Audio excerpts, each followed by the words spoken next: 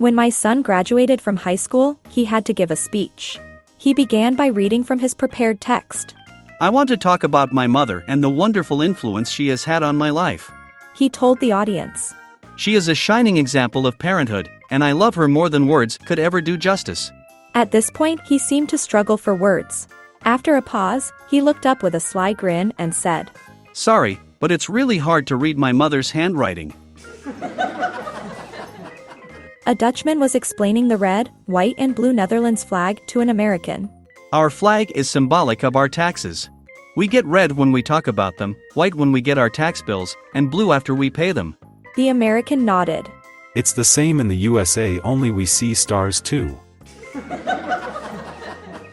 During a visit to the mental asylum, a visitor asked the director what the criterion was that defined whether or not a patient should be institutionalized. Well, Said the director, we fill up a bathtub, then we offer a teaspoon, a teacup and a bucket to the patient and ask him or her to empty the bathtub. Oh, I understand. said the visitor. A normal person would use the bucket because it's bigger than the spoon or the teacup. No, Said the director. a normal person would pull the plug. Do you want a room with or without a view?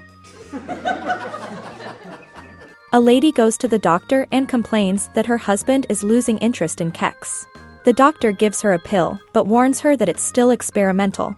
He tells her to slip it into his mashed potatoes at dinner, so that night, she does just that. About a week later, she's back at the doctor, where she says, Doc, the pill worked great. I put it in the potatoes like you said.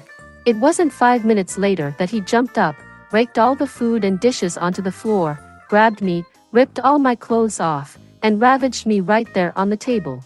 The doctor says, I'm sorry, we didn't realize the pill was that strong.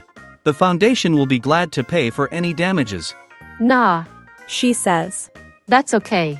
We're never going back to that restaurant anyway.